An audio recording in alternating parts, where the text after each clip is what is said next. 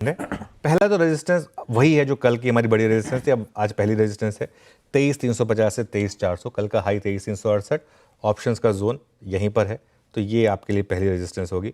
और उसके बाद अगर ये क्रॉस हुआ तो मुझे लग रहा है उसके बाद 23,700 से 23,800 तक कोई बड़ी रेजिस्टेंस नहीं है आशीष। 23,400 अगर आपने क्रॉस कर दिया और उसके ऊपर अगर आप बंद हो गए तो 23,700 23,800 का रास्ता खुलेगा, जो हमारा रिसेंट डबल टॉप था।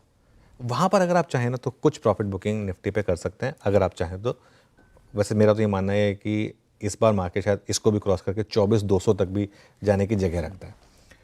23 पर सपोर्ट कहाँ पर है, 23,200 से 23,250 पहला सपोर्ट है, कल का लो है और ऑप्शंस का जोन है। यहाँ पर 23,207 कल का लो था और पुट राइटिंग सबसे ज़्यादा यहीं पर हुई है। और उसके बाद बड़ा सपोर्ट आपको मिलेगा 22,900 से 23,000 पर, जहाँ पर 10 डे और 20 डे एक्सपोनेंशियल मूविंग एवरेज है।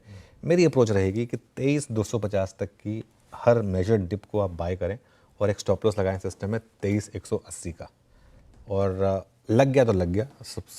70-100 पॉइंट का स्टॉप तो आपको लगाना होगा, क्योंकि यहाँ पर रिस्क रिवॉर्ड फिर आपका 3:1 का है। यहाँ पर अगर ये ट्रेड चली तो आपको 400 से 500 पॉइंट यहाँ पर मिल सकते हैं।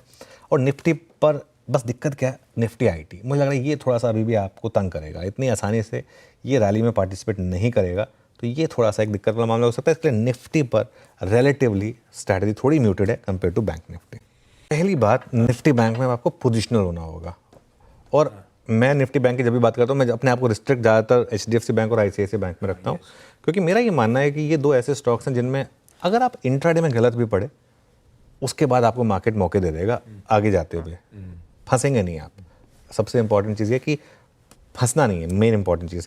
सबसे मजबूत कड़ी है बैंक निफ्टी मार्केट की। कल भी प्री ओपन में हमने एक बात की थी कि काश 51,800 से 51,900 का एक डिप मिल जाए, वहाँ पर अगर आप बाय करेंगे तो बेस्ट रहेगा। मार्केट ने ओब्लाइज किया, 51,850-900 के करीब खुले और वहाँ से फिर मार्केट ने शानदार एक तूल पकड़ा और एकदम जिसे कहते हैं डे हाई पर जाकर बंद हुआ।